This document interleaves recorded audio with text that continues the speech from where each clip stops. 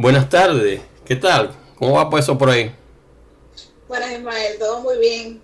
Contenta de estar contigo por acá. Ok, ¿hay frío por ahí en Naples? Bueno, para mí que soy del Caribe sí hace un poquito de frío, sobre todo en las noches, pero normalmente en el día creo que todavía estoy como un poco en casa, un tilín más fresquito que en casa. Bueno, aquí todavía tú vas por South Beach y ves la gente bueno, en que tienen short y eso, un poquito de más cubierta el pecho, ¿no?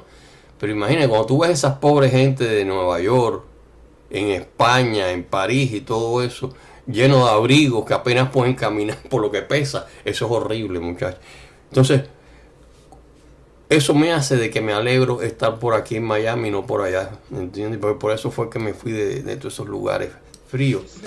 Bueno, hoy tenemos aquí en Creatividad Internacional a Helen Vilar Madruga, que es una joven y prolífica escritora cubana, autora de más de 10 títulos, muchos más, que abarcan la novela, el cuento, la poesía y la dramaturgia, enmarcadas dentro de la ciencia ficción, el romance, el amor y una exuberante fantasía. Tremendo currículum tiene, ¿no? Entonces, Elaine, lo que más me resalta de ti es que ya tienes más de 10 libros publicados. El otro día me dijiste que tenías 20, pero ya es una cantidad tremenda. Y eres todavía muy joven. No te pregunto la edad, pero eres todavía menor de 30. ¿Qué te atrajo a la literatura? ¿Cómo empezaste?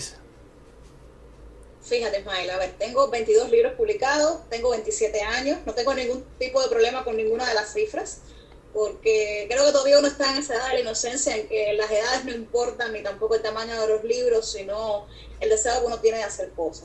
Me decías cómo empezaba, cómo me había sentido atraída al mundo de la ¿Sí? literatura, y creo que fue desde muy, muy pequeña. Primero como lectora, vengo de una familia en la cual la lectura era sumamente importante en todos los órdenes de la vida.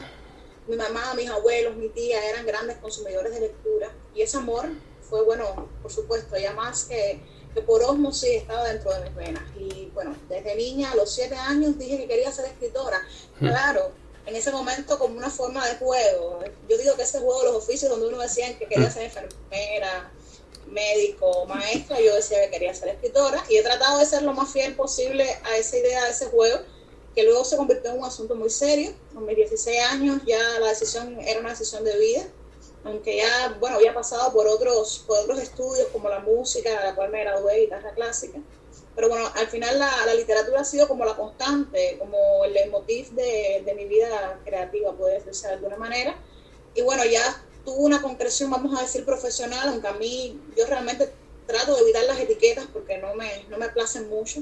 Desde los 16 años con el primero de mis premios y bueno, hasta la actualidad que he podido ya ver nacer a 22 vástagos literarios. Oye, eso es una cantidad grandísima. Este, casi como Corintellado, ¿no? Pero bueno, espero que sea mucho mejor que Corintellado. Tú sabes que Corintellado tenía un ejército de escritoras jóvenes, de romance, ¿no? Hoy en día, bueno, esas escritoras hoy ya no pasan por Corintellado, publican de ellas mismas y por eso hay tantas romances por ahí. Y muchas de ellas son bastante buenas. Los 27 años todavía es una edad que se puede decir, ya después empieza la cosa, ya la calculadora empieza a fallar. Óyeme, y en tu periplo de la novela hasta el cuento infantil, en esa cantidad tan grande de géneros literarios que tú abarcas, ¿en cuál te sientes más a gusto? Fíjate, yo soy la antítesis de Corín Tellado. A mí el tema del amor y del romance no son los más interesantes para mí como escritora a la hora de trabajar. Y también creo en ser un ejército de una sola persona. Bueno, por supuesto, siempre estoy rodeada de un ejército de buenos amigos, de buenas energías, de personas que me quieren mucho, de una familia que me apoya grandemente. Bueno, tú decías un periplo por diversos géneros, es cierto. A mí me interesa mucho, por ejemplo, en la actualidad la dramaturgia. Me parece que la dramaturgia es sintetiza de cierta manera casi todos los géneros, el teatro, como manifestación, bueno, también literaria, pero por supuesto, escénica. Son dos manifestaciones que van una a la par de la otra. Y bueno, también lo hago por una cuestión de vocación, en el sentido en que, bueno, estudié dramaturgia, ya soy graduada de arte teatral, y me siento también muy cómoda, ¿sabes?, con el tema de la novela. La novela me parece también, yo creo mucho en esos criterios de las artes totales. Me parece que en la novela uno puede sintetizar tanto la poesía como el cuento, como la dramaturgia. Esos grandes géneros que vendrían siendo, para mí, por supuesto, mi criterio personal, el teatro y la dramaturgia, pues son aquellos que en mi periplo literario, en mi corta vida literaria, pues ciertamente es muy corta todavía, son aquellos en los que me siento, por supuesto, más cómodo. ¿Y tus escritores preferidos dentro de esos géneros? Mira, tengo escritores preferidos independientemente de los géneros. Yo siempre menciono como un cuarteto de escritores que me afanan mucho como autora. Uno es Jean-Paul Sartre, que me interesa mucho su visión filosófica de la vida y su dramaturgia más que nada, aunque sus ensayos son profundamente interesantes. El cubano más grande de todos los tiempos, creo yo, y lo va a seguir siendo per seculum seculorum, que es José Martí. Me interesa mucho Arthur Rimbaud como poeta, y bueno, en la dramaturgia me fascina Heiner Müller. Yo creo que son como esas esencias o presencias literarias que uno trata toda la vida de emular, que no imitar, son cosas por completo distintas. Independientemente de ellos, tengo un grupo de autores que también admiro muchísimo: Alejandra Pizarnik, William Faulkner, bueno, por supuesto Nabokov, no se me puede olvidar Vladimir Nabokov, autor de Lolita, que son aquellos autores que también están acompañándonos en esta travesía literaria que no tiene fin. Pues tú sabes que Nabokov tiene cosas muy buenas, aparte de Lolita, ¿no? Entonces pasa que el problema de Lolita fue que fue demasiada famosa la novela, lo hizo en una época, imagínate, que aquello era algo muy, muy extraño, o sea. Pero él tiene, además de eso, él tiene novelas muy interesantes. Lo que, claro, Lolita le tapó todo lo habido y por haber. Pero pasa una cosa muy interesante con Lolita, que he tratado de estudiarlo bastante en mi carrera, que él incluso le escribe directamente el inglés, ¿sabes? Nabokov fue un inmigrante, tiene que abandonar su lengua nativa y comenzar a escribir en inglés para insertarse dentro del mercado. Y Lolita es su, vamos a decir, su puente, su canal hacia otro idioma. Yo creo que más allá del tema de Lolita, que puede haber sido bien controversial en la época que se escribió y todavía nos sigue de cierta manera escandalizando a nosotros como seres humanos y a la vez dotándonos de emoción, que son las grandes obras. Yo creo que el principal mérito de Nabokov con Lolita es precisamente el cambio de lengua y la capacidad sintética, la capacidad poética que tiene ese libro.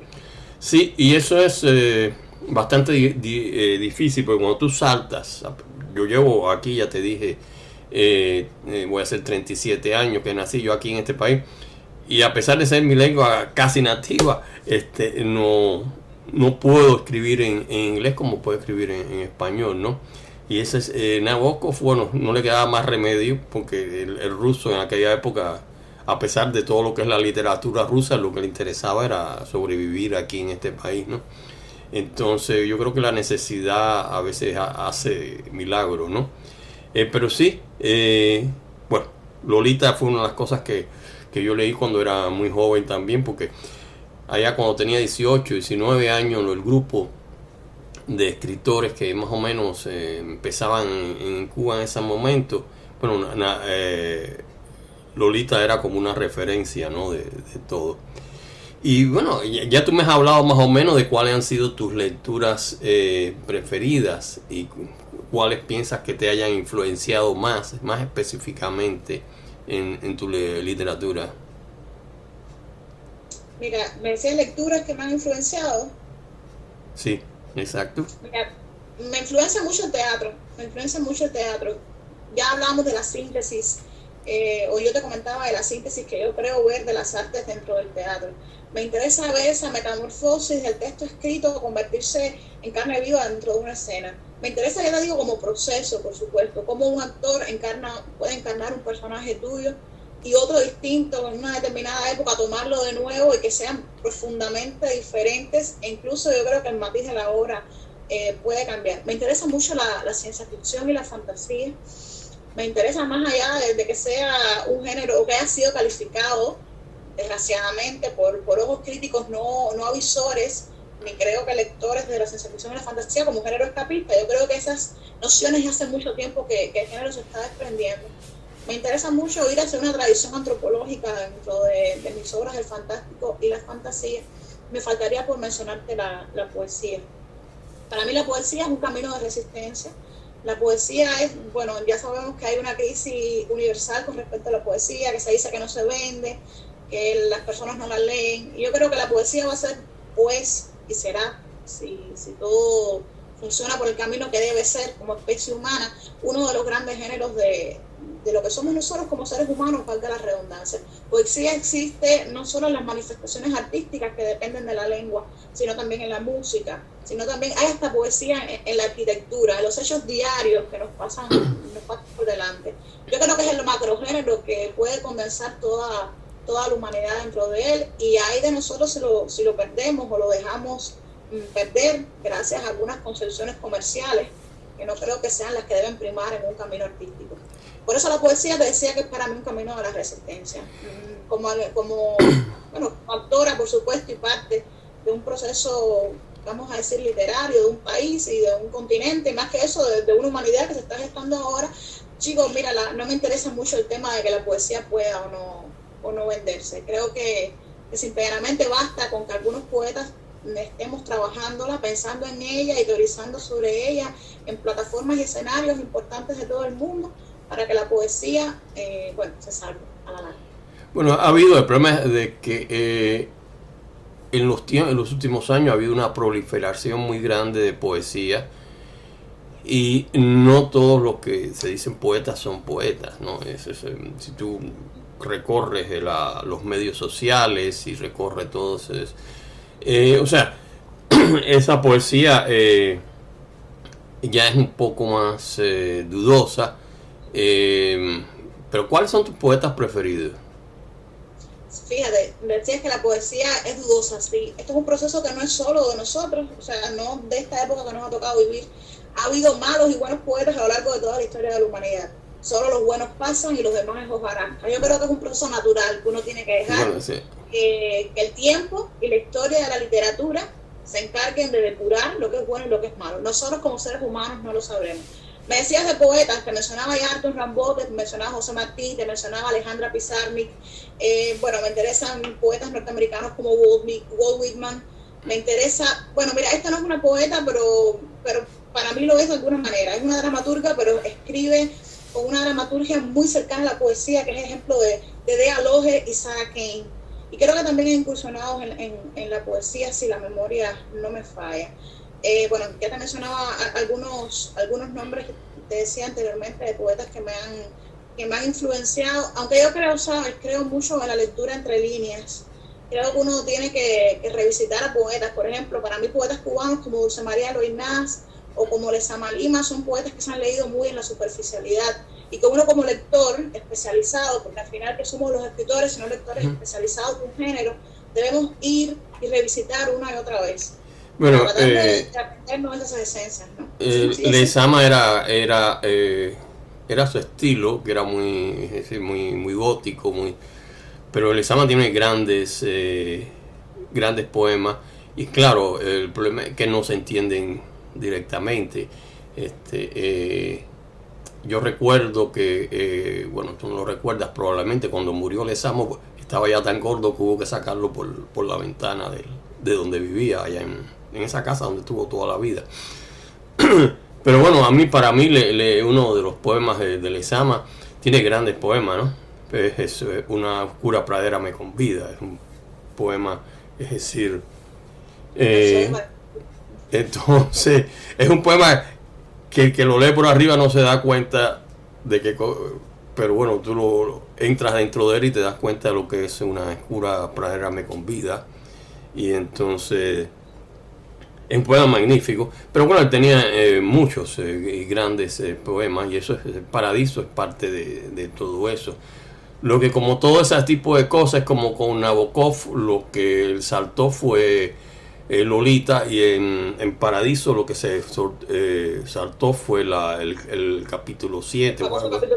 Entonces, pero hay mucho más cosas dentro del Paradiso que eran muy valiosas dentro de la literatura, y por eso tiene el puesto que tiene dentro del mundo hoy de Lezama. Como decía, extraña la sorpresa que en este cielo donde sin querer suenan pisadas, los cubanos entendemos lo que es eso. Pero bueno, quizás mucha gente no entiende. En fin, Lezama es uno de mis poetas preferidos. También García Lorca, porque a mí me rejuvenece siempre que leo a García Lorca. Como lo he leído un montón de veces, por eso que voy bajando de edad. Entonces ya te dije que tengo 37, pero voy como para 32 muy pronto. Entonces, bueno, llegamos a muchas de los que hemos hablado ya. Hemos hablado de los clásicos literarios, que son de los que más disfrutan, y de la poesía. Pero déjame hacerte una pregunta ahora más personal. Si tuvieras que nombrar una de tus obras que te pueda describir, ¿cuál sería? La que estoy escribiendo ahora.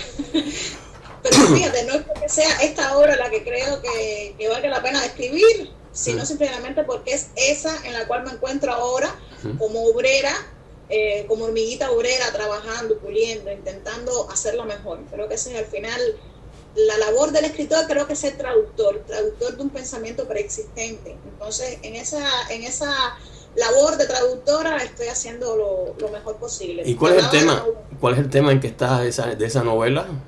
Sí, la novela se llama El trono de Bagdana, es una trilogía de novelas. La primera va a ser publicada dentro de un año en Cuba y con posibilidades de que también, no quiero adelantar mucho, pero que bueno, que sea traducida a otros idiomas. Vamos a ver si todo funciona bien. El trono de Bagdana es, te decía, una trilogía formada por 3 títulos. El primero, La ciudad de las máscaras, que es el que se va a empezar a publicar.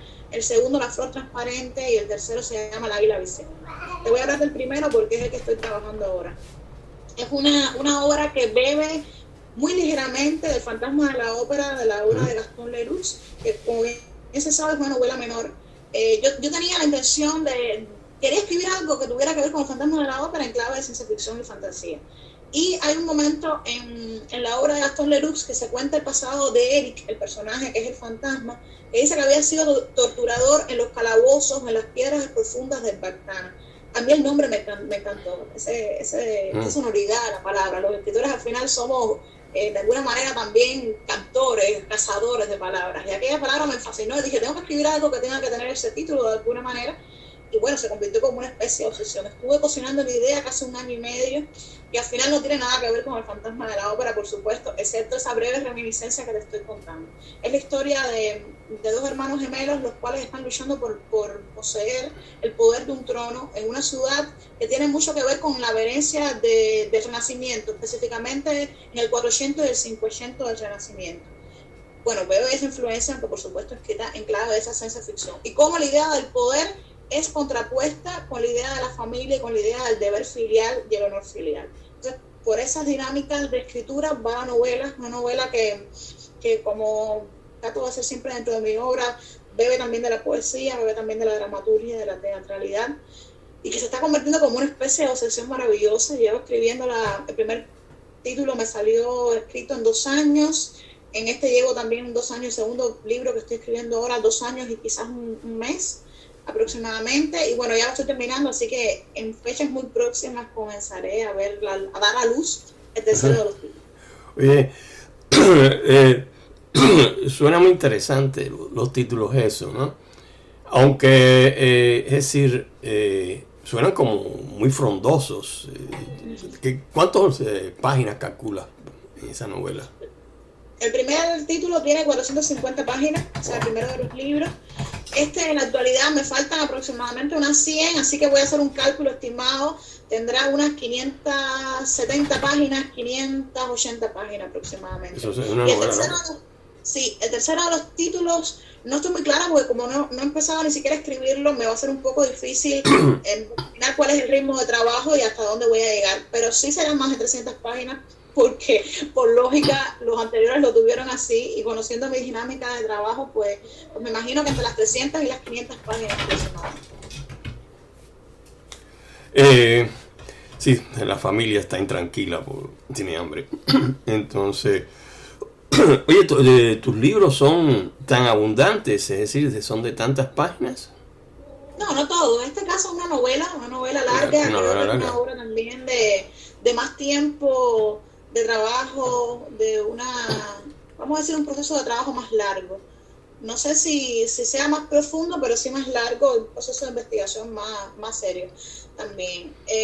Bueno, no sé, el teatro por lo común no se extiende más allá de las 120 páginas, cada obra de teatro, No, claro. No digo que todas, pero bueno, por una mayoría entre las 40 y las 80, 100 páginas, es más o menos donde va mi trabajo.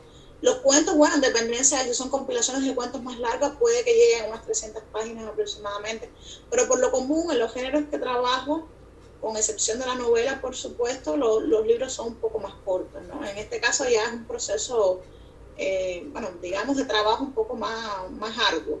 Sin embargo, mira, te comento que mi proceso de trabajo más difícil no ha sido ni siquiera con esta novela, ha sido con mis obras de teatro histórica, porque, bueno, ameritan una investigación mucho más rigurosa, levantamiento de terreno, levantamiento de documentación bibliográfica. Ahora estoy pensando en 2 y 3 obras que he escrito de esa manera, una basada en la vida de Frida Kahlo, que bueno, ya fue publicada, una que se llama Rasputin Encrucijada, que es sobre la vida de Rasputín, el monje loco de la Rusia imperial, en los años previos a la caída del gobierno de los zares y el comienzo de la Revolución de Octubre en, bueno, Rusia y pasar a ser Unión Soviética.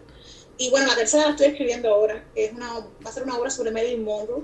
Estoy ahora mismo pues levantando todo el material bibliográfico que puedo, consumiendo mucho cine, buscando toda la información que he podido encontrar hasta ahora sobre Marilyn y tratando de cierta manera uno imaginarse cómo es este personaje. Creo que al final la clave es encontrar el tono del personaje, el ser humano que está detrás de las capas de maquillaje o del tinte rubio o de la idea de la estrella glamurosa que muchos de nosotros nos hemos construido como sex symbol a lo largo de la historia. Quiero llegar a ese ser humano, quiero intentar llegar a ese ser humano, y ese es un proceso, ¿sabes, Ismael?, que lleva mucho tiempo y lleva mucho esfuerzo sobre todo. Sí, Marilyn, claro, era algo muy, muy complicado, porque claro, sus relaciones con una serie de figuras famosas, y desde Arthur Miller, que no la... Kennedy. Exacto, bueno, los Kennedys también, pero los Kennedy fue más bien, me parece, un encuentro de esos tropezones rápidos, ¿no? Pero lo de Arthur Miller, ella sí se estaba bastante enamorada de él, pero el otro día publiqué una foto precisamente donde ella le estaba mirando así, es como si fuera el dios, y Arthur Miller estaba por otro lado, ¿no? Mirando para otro lado. Entonces dicen que por eso, que es decir, ella estaba detrás de Arthur Miller, a pesar de que tenía miles de gente detrás, pero Arthur Miller estaba en otra onda. Entonces eso es lo que dicen, ¿no? Pero bueno, los Kennedy, bueno, eso es otro punto.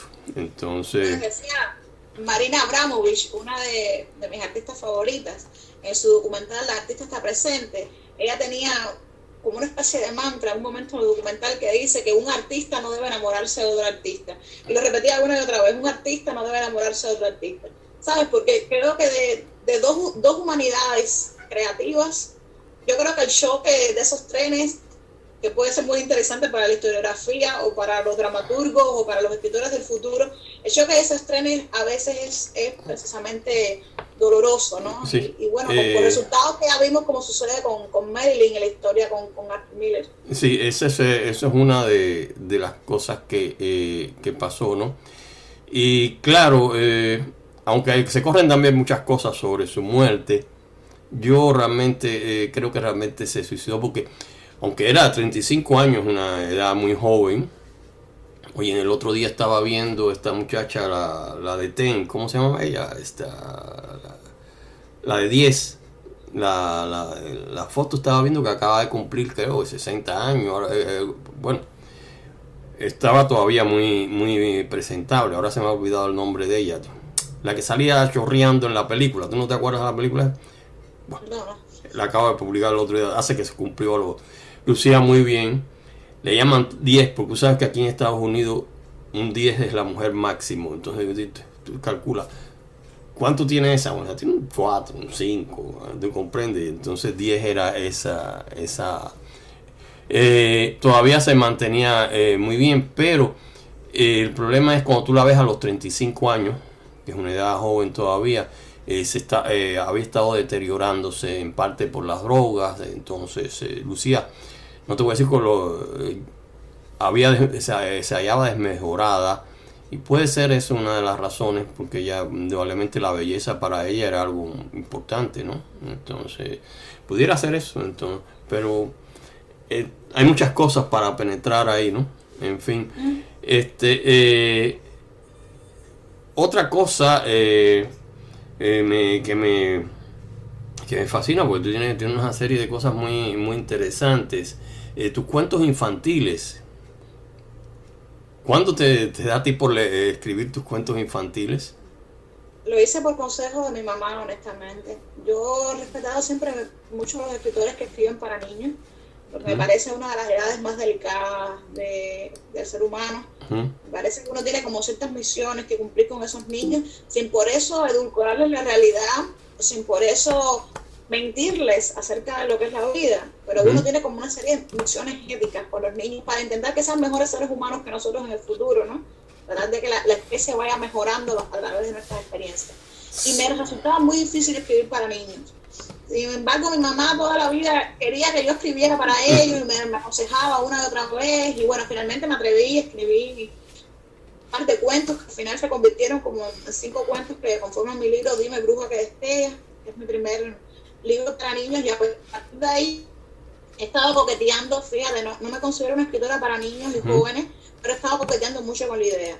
He publicado un par de novelas juveniles, escribí 3 obras de teatro infantil, 2 juveniles, ¿sabes? La edad juvenil también es un poquito confusa porque uno confunde la edad, dónde termina el niño, dónde comienza el joven y dónde pasa el joven hacia adulto. O sea, son edades que están muy turbias o muy diluidas las fronteras. Y bueno, también un par de libros más de poesía para niños y de cuentos. Al final ha sido como una especie de experimento maravilloso del cual me he ido enamorando mientras pasa el tiempo y mientras también uno escribe. Sobre todo por la retroalimentación. Cuando un niño lee tu obra, cuando un niño tienes tú el placer como escritor de conocer un niño que tu obra le haya impactado la vida o le haya simplemente.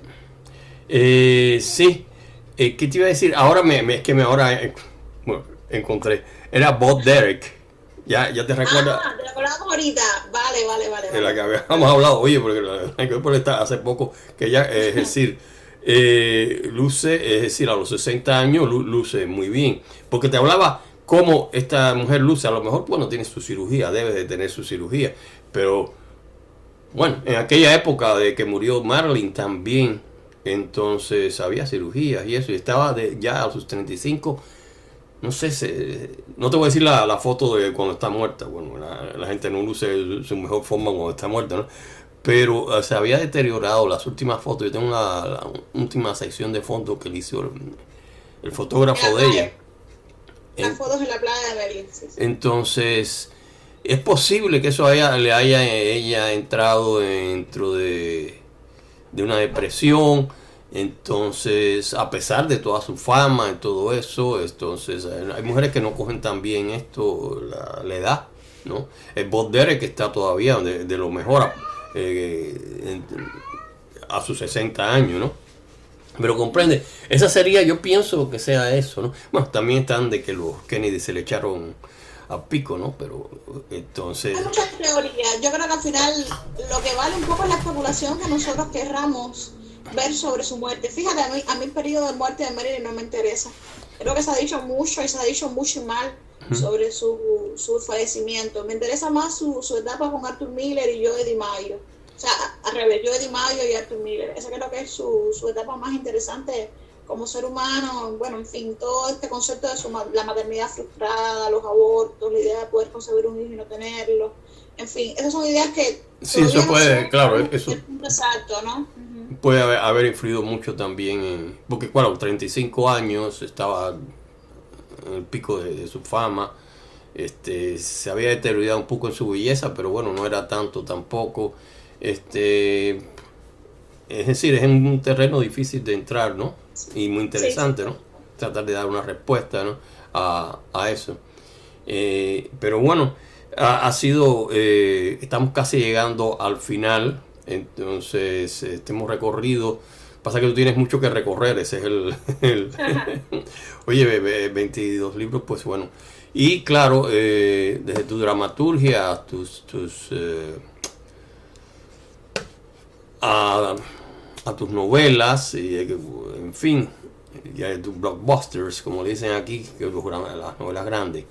Y bueno, aparte de ya sabemos que estás escribiendo esa trilogía que es muy abundante, ¿cuáles son tus planes futuros? Planes literarios me refiero. Bueno, te comentaba, la trilogía de novelas, la obra sobre Marilyn Monroe. Estoy escribiendo también una serie de obras de teatro que tienen que ver sobre, tangencialmente con las parafilias, o sea, las desviaciones sexuales. Aún estoy analizando mucho sobre lo que quiero tocar, porque quiero que sea una trilogía de textos y ya tengo una escrita. Y estoy, bueno, escribiendo poesía siempre. Estoy esperando que también llegue ese momento poético para un libro. Yo siempre digo dar a luz porque me gusta, uno ser madre, de dar a luz un libro de poesía con el cual quedé bastante satisfecha y estoy esperando que llegue a otro estado como ese para poder escribir otro. Y bueno, tengo también la idea de hacer un libro de cuentos infantiles sobre los niños que estudian música, un poco como homenaje a esos años, a esos 11 años en que estudié guitarra clásica allá en Cuba. Sí, son varias ideas. Y bueno, muchas obras de teatro. Las obras de teatro siempre van a estar. No obstante, esos son los planes oficiales. ¿Sabes? A mí me gusta que la literatura me sorprenda, que las ideas me encuentren, o yo las encuentre a ellas, o nos encontremos ambas. Sí, eso sale así. Seguir trabajando. Exactamente. No poner una idea open ground de lo que debe ser lo que voy a escribir en los próximos 5, 3, 4 años, en dependencia de lo que pueda hacer. Independientemente de eso, también continuar con mi labor de promoción de los jóvenes valores literarios, no solo en Cuba, sino también en el mundo, darlos a conocer desde, por supuesto, el grano de arena que es uno como ser humano, aquellos colegas que comparten mi tiempo y espacio que también están escribiendo literatura. Esa es una labor que me satisface mucho más realmente. Bueno, me parecen grandes planes, estoy seguro que los llevas a cabo, se has llevado a cabo todo lo anterior. Y ha sido, bueno, un gran gusto poder compartir contigo estos momentos a través de Creatividad Internacional. Y por supuesto en el futuro vamos a tener otras conversaciones porque todavía no hemos agotado todos los largos temas. A ver, podemos hablar del Merlin, todo queda mucho para hablar. Bueno, nos vemos y que no tengas mucho frío por ahí por Naples y bye bye. Bye bye.